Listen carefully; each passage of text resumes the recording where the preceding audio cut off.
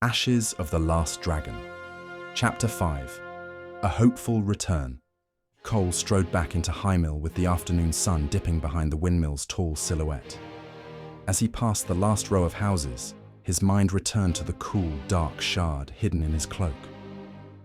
Yet as soon as he spotted the alchemist's hut, its chimney still breathing out thin ribbons of smoke, his focus snapped to Lily. Whatever mystery he'd stumbled upon in the forest would have to wait. He opened the alchemist's door to find the wiry man hunched over a table, carefully decanting a bubbling liquid from a stone mortar into a small, thick-walled flask. The potent brew glowed faintly in the dim workshop, swirling with fine particles of ground herbs and unknown reagents. The alchemist exhaled in relief when he spotted Cole. There you are. I was about to try looking for you. Time is critical when dealing with this plague. Cole approached the table, heart pounding at the sight of the finished concoction.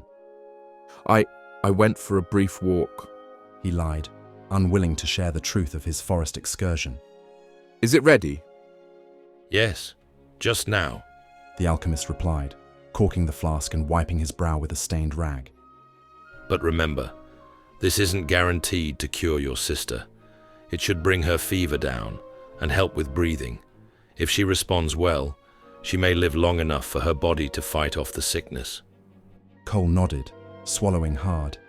He set what coins he had left on the table.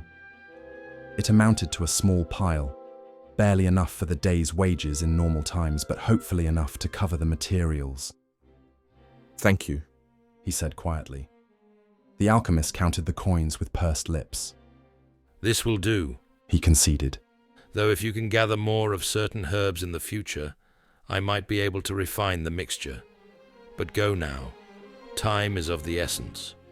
Cole grasped the flask, feeling its warmth radiate through the glass. I'm grateful, he murmured. I'll never forget this. Without waiting for further conversation, he tucked the precious container into a padded pocket in his satchel and slipped back outside. The sun was still high, not yet painting the sky in the red and gold it had been in the passing days. He didn't want to risk traveling after dark, but the thought of Lily waiting spurred him into action. If he managed the same haste he had in his arrival to Highmill, he could return to Ferrowell, while light from the sun still lit the edges of the night sky. He feared she might have declined even further in his absence. He left Highmill behind in long, purposeful strides, retracing the route that led northwest toward his home. As he walked, he noticed how quiet everything seemed. When he first came this way, there had been distant birdsong, an occasional cart rumbling past, and the murmurs of cautious travelers. Now, only the faint hiss of wind over the fields accompanied him. It was as though the world held its breath, matching his own sense of urgency. Yet, despite the eerie silence, Cole felt a strange vigor in his steps. Gone was the dread that weighed him down when he first set out, replaced by a fierce need to see Lily safe. Whether it was the lingering effect of whatever happened in the woods, or simply the rush of hope, he didn't know. He pressed on, father's hammer at his hip, tapping lightly against his thigh with each determined stride. He reached a familiar bend in the road, where an old oak tree stood, its branches twisting skyward. The evening shadows stretched long, and he quickened his pace. A prickling in the back of his mind reminded him of the shard hidden in his cloak, but he forced it aside. Lily was all that mattered. Hold on, he whispered, into the soft dusk. I'm coming back, just like I promised. Nightfall had settled fully by the time Cole finally saw the humble rooftops of Ferrowell, peeking through the gloom. Dim lanterns glimmered behind shuttered windows, and the village seemed as subdued as ever. He hurried past the quiet houses, ignoring the distant coughs and the strained hush that lay over every door. When he burst into his own home, breathless, his heart clenched at the sight of Lily. She lay under a threadbare blanket, her face slick with sweat. Shallow, rapid breaths rattled her fragile chest, echoing in the cramped room. Gently placing his father's hammer near the door, Cole crossed the space in 3 strides. Lily? he said, his voice low and urgent. I've got something. An alchemist's remedy. It should help. She stirred at the sound of his voice, blinking blearily. The dark circles under her eyes had deepened, and her skin carried a greyish pallor, one of the physical signs people whispered about in connection to the plague. Cole's stomach knotted at the realization that she might have worsened in his absence. With careful hands, he uncorked the flask, the pungent odor of herbs filling the air. This might taste terrible, He warned, lifting her head to help her drink. but it'll help you breathe. Lily's lips parted, and she managed a few weak sips. Her expression twisted in distaste, but she swallowed obediently. Cole could practically feel the seconds stretching interminably as he waited for some sign of relief. The flickering oil lamp on the table cast jittery shadows on the walls, reflecting his inner turmoil. Come on, He whispered as Lily sank back onto the pillow. come on. Cole wiped the sweat from Lily's brow with a damp cloth, noticing the feverish flush in her cheeks that mingled with the ashen undertones. He checked the bandage on her arm. A small scratch had turned an angry red days earlier. Though the remedy was meant to target her lungs and overall fever, he found himself hoping it might work miracles on everything else too. For a while, Lily's breathing remained shallow, and Cole felt a spike of panic.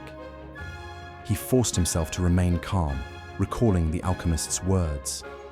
It's not immediate. Taking a steadying breath, he sat on the small stool beside her bed. He glanced at the mantel, where a small urn held his father's ashes. The faint orange lamplight danced over its surface.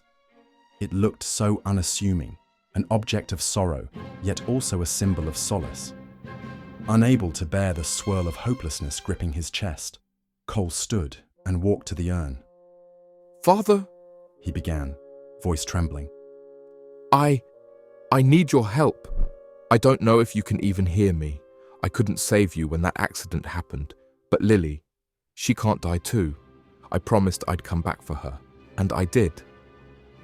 His words faltered, and he closed his eyes. Memories of his father's forge, the steady ring of hammer on metal, the gentle way he'd ruffle Cole's hair when he praised him for a day's honest work, flooded his mind. Please, He whispered. if there's anything of you still here, if there's any way, help her pull through. The urn remained silent, of course, a mute reminder of a life once lived. Yet even speaking the plea aloud eased some of the crushing weight in Cole's chest. He exhaled shakily and turned back to Lily. A small moan escaped her lips as she shifted under the blanket, her brow slick with perspiration. I'm here. He told her softly, grabbing her hand. I won't leave again. Not until you're well. He slumped onto the stool, fatigue bearing down on his shoulders. The day's events, traveling to Highmill, discovering that bizarre flame and shard in the woods, hurriedly returning with the alchemist's remedy, felt like a fever dream. Perhaps the shard was simply a strange curiosity, or perhaps it meant something more. Right now, he couldn't find the energy to dwell on it. His gaze never wavered from Lily, who lay still, her breaths ragged. Time crawled in silent increments, each second filled with the faint crackle of the oil lamp. Cole barely noticed as his eyelids grew heavy, lulled by exhaustion and the flicker of hope that the remedy would take hold. Live, he willed her in his heart. Please, live.